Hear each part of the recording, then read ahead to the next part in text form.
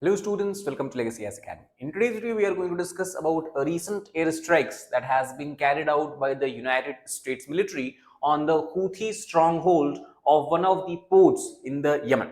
So let us try to understand where exactly the strike has been carried out, why US is targeting Houthi rebel groups, their military bases, their ports, and why Houthis have become what we can call as the most threatening and dangerous terror groups in the Middle East today. So first of all, to give you the context of this particular topic, the US airstrikes that was carried out by the military of the United States has destroyed several tanks and vehicles at a port. Port, as you can see from the image here, is called as Ras Issa. Now, if you look at the location of this port where a strike has been carried out, you can see that it is a port situated along the coast of Red Sea. We know that in the southern part, this is the country which is you have Yemen, north you have Saudi Arabia. Similarly, on this side you have Eritrea.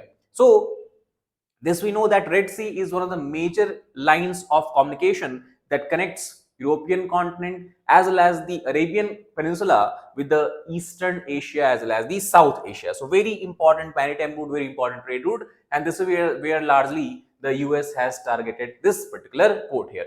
Now, because of this target also, the satellite images have shown that a large amount of oil was leaking into the Red Sea. Houthis have given a statement where for the first time publicly they have accepted that there is a large scale casualty, human casualty, where 74 people have died and 171 people currently are undergoing treatment due to the severe injury. Also, if talk about the news report that is coming from all across the world, they have declared it as one of the deadliest strike carried out over the Houthi rebels under the administration of Donald Trump. If you try to understand this, the Donald Trump's administration has taken a much more hardliner stance on the Houthi group as compared to the previous Biden administration, and Trump has already warned Houthis that if they continue with the attacks on the ships passing through the Red Sea, they will have to bear severe consequences. And one evidence of this is what we are witnessing in this particular strike as such.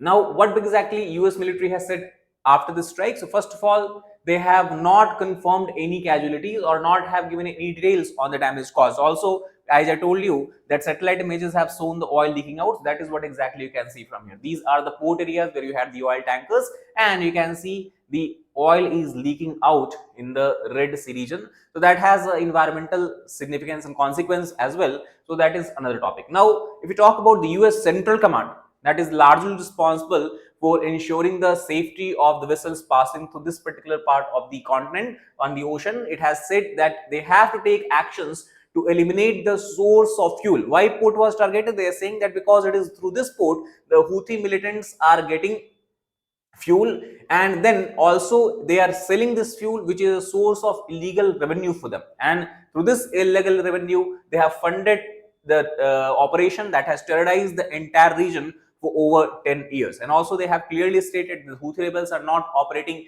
in isolation, they are not operating and carrying out strikes by themselves, rather they are fully backed by the Iranian government.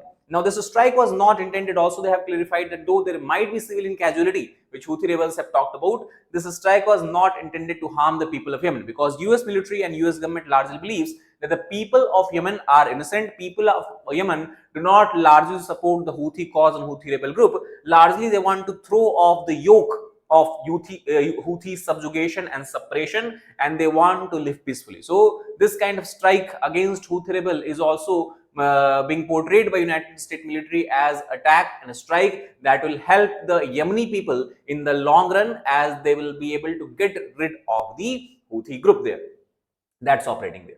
Now, if you look at the geographical location before going into details, so we can see that it is map of the Middle East and West Asia, and you have the country called as Yemen. And in the Yemen, you have regions such as Hodeidah, where you have the large scale presence of the Houthi group, and current port that was targeted is somewhere in this particular region. The capital of Yemen is Sana'a, which is currently also under the control of Houthi rebel group. You have another government that is largely backed by the other Arabian countries such as Saudi Arabia, UAE and all. They are having control along the borders of Saudi Arabia. Now, the port that was targeted it includes oil storage tanks and equipment, and it is connected by a pipeline to the nearby city of Marib.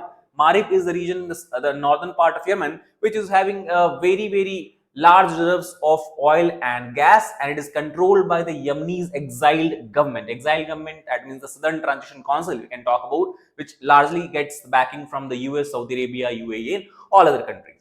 Now, obviously, as we have discussed, that the damage to this port can not only affect the Houthis, but it also will affect the people who are living in the Houthi control areas. Why so? Because it is through this port people were getting oil and gas supply, which was used by them for their domestic consumption, for cooking purposes, and even for the lighting purposes. Now, since this infrastructure has been destroyed, people will be devoid of all these basic necessities and basic requirement of the life.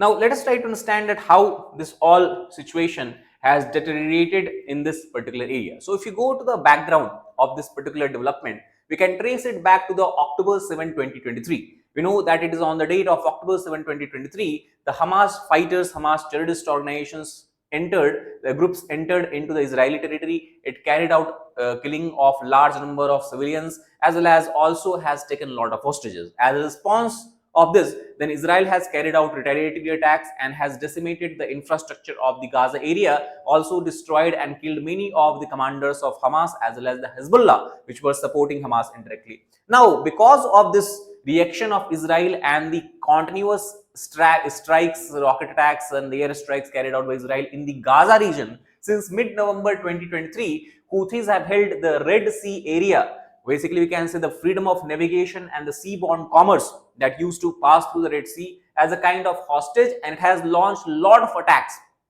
targeting not only the military ships but even the merchant vessels passing through it. In the earlier time, Houthis claimed that they are targeting only those vessels which are destined for the Eilat port that you have in the Israel. So all Israel-bound cargo vessels are being attacked. Later on, this changed and they began attacking any merchant ships and vessels passing through this particular area, despite whatever was their what you can call as what was their origin, what was their destination, and whichever country's flag it was on that.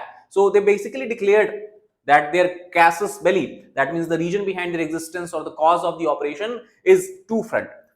First of all, they want to stop Israel, and they basically want to portray themselves as an anti-Israeli axis of resistance, where they tied their cause and what you can call as the anti-ship attacks. They tied it to the what you can call as the pro-Palestinian support, pro-Palestinian protest. So that is why the first goal they stated is to stop Israel from carrying out any kind of strike in Gaza, and second, also to deter America in coming in the Middle East and West Asia region, especially in the support of Israel. So because of this, they began to launch a cruise and ballistic missile and drone campaign against Israel. Then they also began to attack the maritime domain, where a lot of ships were attacked continuously by this group. Iranian military aid and supply is something that many experts argue is what is driving the Houthi rebels, because indigenously they have very less capacity in producing weapons and arms. So most of the weapons and arms that is provided to them is coming via Iran, largely through the Gulf of Aden region. And also Russia has played a very important role here, because the US report has said that it is the Russia's intelligence about tracking of ships and data related to ship movement in the Red Sea that has been used by the Houthi groups to target the commercial ships in this particular area. So what we are basically seeing is a kind of anti-Western axis that is coming into power here, and that is also the it is what we can say is in effect taking place in the Red Sea region around the Yemen. Now, before moving further, let us try to also understand about who are the Houthi groups. Now, we know that the Islam itself is divided into two major sects, that is the Shia and Sunni. So Houthi basically is a sect of Shia group of Islam, and more specifically they are referred as Jadi Shia sect, and these are the groups that are largely based in the Yemen. If we talk about the country Yemen itself, there is a majority of Sunni, but Houthi makes about 35% of country's population, and the rise of Houthi was largely to protest against the increasing influence of Salafism in the West Asia. Salafism basically we can consider as an ideology where it is believed that the most accurate and most purest form of Islam that you can see is in the life of people who lived in the early ages when Islam was evolving, and these people are also very much closer both temporally and what you can call as in terms of the space with the Prophet Muhammad. So basically the life, how they have lived their life, is how the Muslims across the world should live their life. That is the general ideology of Salafism. Now here the problem arises because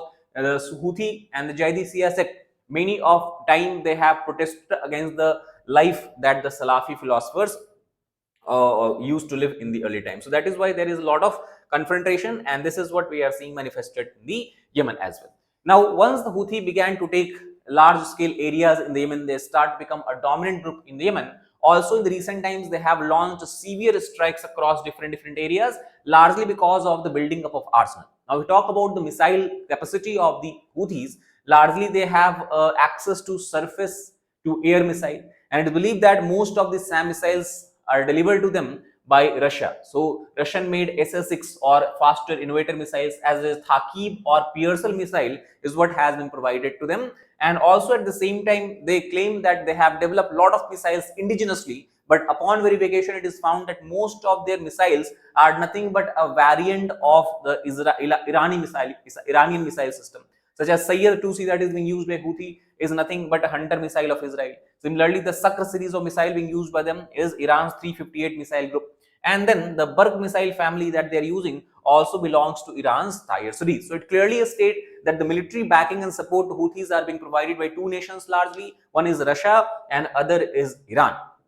Now, apart from that, also Houthis have played a very important role in being the major axis of resistance that Iran has created against the Israel. So, if talk about after the weakening of Hezbollah and Hamas, Iran has become overly reliant on the Houthi groups, and also they have begun to operate not only in the Yemen, but they have tried to increase their presence in the Iraq as well. And Iraq, you have the one pro-Iranian group that is called as Houthi al-Shabi. So they have begun to coordinate with Houthi al-Shabi to again attack Israel in the near future. They also have opened an office in Baghdad. And obviously, Iran earlier was not giving too much attention or was not providing such a strong support to Houthis as long as Bashar al-Assad was in Syria, because through Syria and Lebanon, Iran was able to exert some degree of control and influence over the Hezbollah group, and through that in the Israeli territory. But the fall of Assad has come, you can see, as a major setback for Iran, and that is when we can see that there is a severing of Tehran's line of communication with Lebanon, and that is where again they are trying to depend upon the Houthis and trying to prop up the Houthi. Now, it is not only the Iran who is the friend of Houthis. Houthis have many friends as well, and the two major friendships that we see emerging in the recent time, that is between Houthis and China, Houthis and Russia, and also Houthis and Iran. So, if you try to understand about, first of all, after the October 7, 2023, what we have seen is a marked acceleration in all type of cooperation, full spectrum cooperation, whether it is in the military sphere, diplomatic sphere, or symbolic support. We talk about between the Houthis and Iran, Russia, China, and some other regional armed group such as the Houthi al-Shabi we have discussed about. Now, if we talk about the Russia's engagement with Houthis, it basically spreads across the political engagement. It also is seen in the form of diplomatic solidarity. Diplomatic solidarity in the form, because we know that Russia is a permanent member of the UN Security Council, and that is why they act as a counterweight to Washington's hardline position against Houthis in the United Nations Security Council. So, Houthis, we can say, they have got a friend in the UNSC in the form of Russia. Also, we have discussed that Russia has provided them intelligence data, ship tracking data that has been used by Houthis to target the ships passing through Red Sea. Not only that, Russia also has provided them the surface-to-air missile system and also anti-ship cruise missiles. So, both from the military perspective and diplomatic perspective, Russia seems to be emerging as a strong ally of the Houthi rebel. Apart from that, US also has claimed that many of the Chinese companies and directly government of China itself has been involved in what you can call as a backdoor negotiation, where China seems to have struck a deal with the Houthi militia that they will not attack any ship passing through the Red Sea region if it is Chinese flagged commercial ship. And as a return to that, China will provide them certain what you can call as dual use military goods and equipment, which Houthis can use for making their own weapons. Not only that, China also is providing what you can call as a similar kind of solidarity to Houthis in the UN Security Council, as China also is a permanent member of UNSC. Not only that, the Changguang Satellite Technology Company Limited of China, US has claimed that this company has been responsible in providing a lot of satellite images, information and data which has been used by Houthis to target the Western militaries, as well as we can say the civilian military ships as well. So that is how we can understand a kind of anti-Western alliance if you talk about all these countries, what is the common denominator between them? The common denominator obviously is that they are anti-Western in nature, whether it is Iran, whether it is Russia, or whether it is China. And that is why their larger goal is to create anti-US, anti-Israel axis, and Houthis can become a major pawn in that. Now, in the recent time also, in the last 1.5 years, Houthis have continuously escalated the war by targeting the MQ-9 Reaper drones which are operated by the US and UK forces in this area. They have claimed that till now they have downed 14 MQ-9 Reaper drone, and it showcases the improved marksmanship of the Houthi militia and also their expanding offensive capability, which could not have been imagined without the Russia and Iran support. So, as we have discussed before also, that there is a general fear that if such kind of drones and other military hardware equipments are being targeted by Houthis, that is belonging to US and UK, it can then go in the wrong hand. The technology can go in the wrong hand. For example, we know that Russia, China, Iran, what is the common denominator? The common denominator is the deep-rooted anti-West sentiments in these countries. These countries consider the Western countries, specifically US, UK, as their strongest rival, strongest allies. So Houthis, by providing or getting support from them, in lieu they can provide them with the Yemen and Red Sea area as a battleground from where Washington's adversaries can get their hands on the US military hardware. For example, when Houthis claim that they have downed 14 MQ-9 Reaper drone, there is a real risk that the technology of this drone can be transferred to the countries such as China, Iran, and Russia. And then this technology can be used by these countries to reverse engineer the components, to understand how American defense manufacturing and defense capability is working. It can be also used to design tailored countermeasures against the American strike capabilities, also obtaining potentially sensitive information stored in the MQ-9 Reapers. So all these basically again risk or create a risk of the technology of US government, US Department of Defense more specifically falling in the wrong hands, so more specifically in the hands of adversary countries. And Iran can be major beneficiary here because every now and then Iran has shown a much more stronger eagerness to gain access to US military equipment, and it has long been its coveted prize as such. So obviously we can be sure that if Houthis are getting access to US technology, Iran obviously is getting access of it as well, as Iran is the major supporter and strongest ally of Houthis as such. So this is how we have to understand the recent development and how and why the US has carried out a strike on the Houthi port as such. So that's all about this particular video. If you liked the video, please hit the like button, share it with your fellow aspirants, and subscribe to our channel for more such helpful content. Thank you very much.